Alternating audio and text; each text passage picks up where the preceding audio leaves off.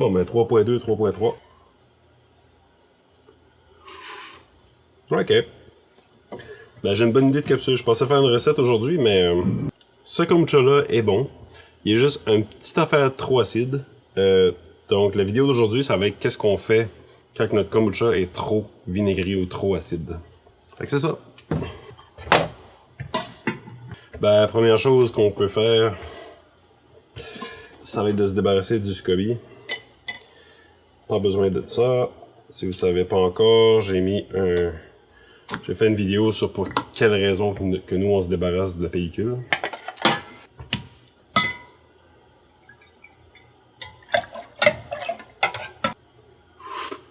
Tu sais, il est bon.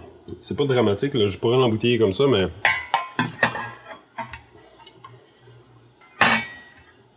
La majorité du monde aime ça moins acide que ça. Puis surtout si vous voulez faire goûter votre kombucha à quelqu'un, de la visite ou des amis, il risque de trouver que ça, c'est vraiment comme... ça a du punch, là. De mémoire... Ah oui, mais ça, c'est le kombucha qu'on a apporté avec une bouteille en plus. Fait que lien ici, là.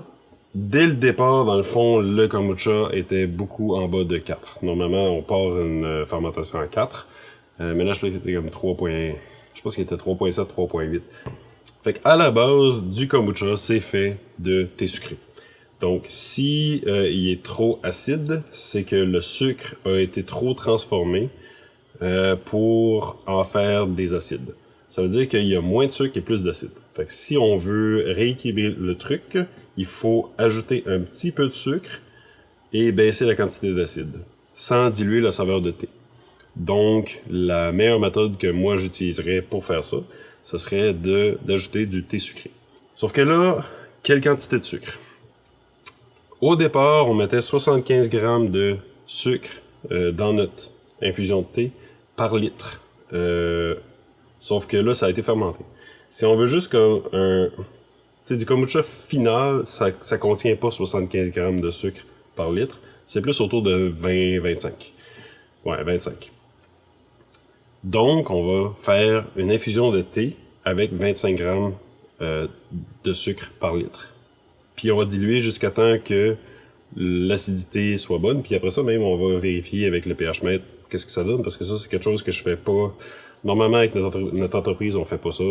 On est tout le temps... on vérifie assez souvent pour être certain que ça dépasse pas. Là, ben, c'est agréable. Je vais chercher de l'eau. Bon, chose certaine, on va espérer que le contenant soit assez grand pour pouvoir le diluer. Sinon, ben, on prendra ça. Ouais, même qu'on va commencer tout de suite avec ça. C'est un contenant propre que j'avais, en verre. Tout simplement.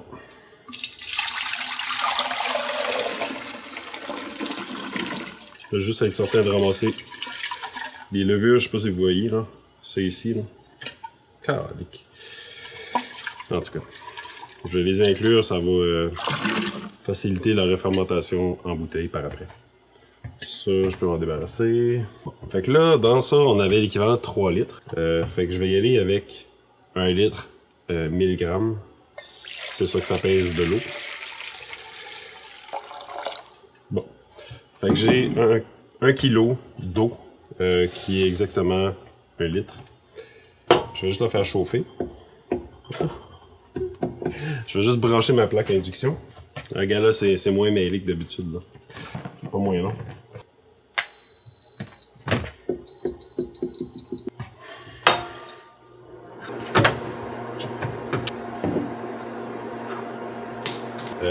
Je vais mesurer 25 grammes par litre de sucre, mais là on a 1 litre, donc 25 grammes.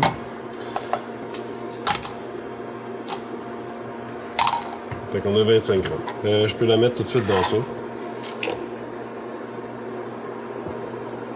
Fait que je vais y aller avec... tu sais, je mettais 3 cuillères de thé vert dans 3 litres de kombucha. Fait que là, vu que j'ai 1 litre, je vais y aller avec une seule. Puis avec juste une petite affaire de thé noir. Juste pour dire. Ça, c'est assez chaud pour mettre ça. Je vais même mettre ça ici.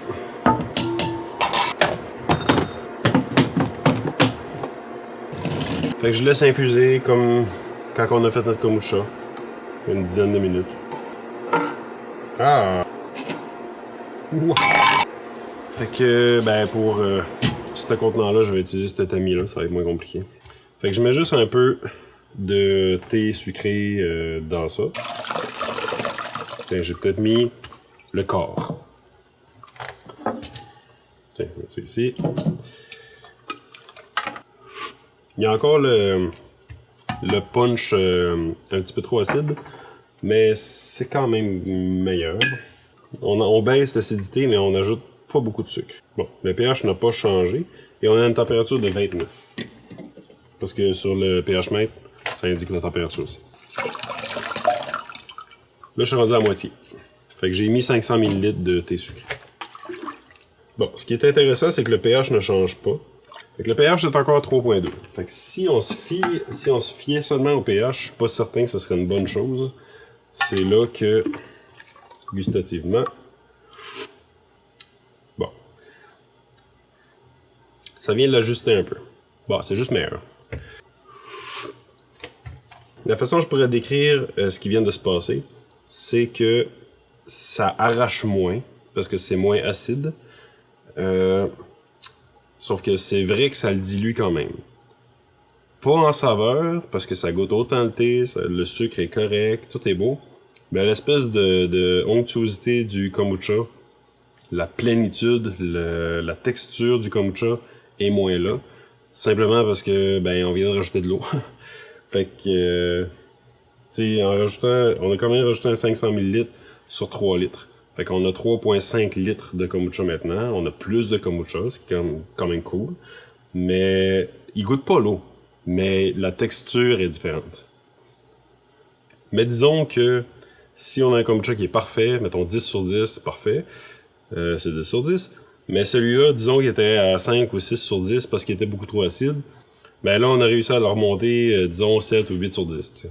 Mais on n'ira pas chercher un 10 sur 10 parce que j'ai l'impression que ça va goûter trop l'eau ou ça va trop être dilué. Donc si vous avez un kombucha qui est beaucoup trop acide, ben vous pouvez ajuster comme ça, mais c'est un peu comme... mais c'est pas parfait, tu sais. C'est moins pire. Mais c'est moins pire, c'est bon, mais c'est pas parfait. T'sais, à partir de là, vous avez le choix. Là. Si votre kombucha est vraiment trop acide, ben vous pouvez le rajouter à votre culture puis scraper ce batch-là puis vous dire ben tant pis, je vais apprendre. Ou vous pouvez essayer de l'assembler comme ça avec du thé sucré pour que ce soit finalement buvable s'il était imbuvable ou meilleur s'il était juste moyen ou juste excellent s'il était juste bon. Mais vous ferez pas le kombucha parfait. Bref, il y a toujours des défauts à des ajustements. Je veux dire, on vient de rajouter de l'eau, fait que c'est un peu logique, là. Fait que c'est tout. Ça résume cette vidéo-là. Puis j'espère que ça va vous aider si vous avez des petits problèmes comme ça. Puis moi, ben, j'ai un beau problème d'avoir 500 ml de plus de kombucha embouteillé. Fait que je vais faire une recette maintenant. Fait qu'on se revoit dans une autre vidéo. Merci.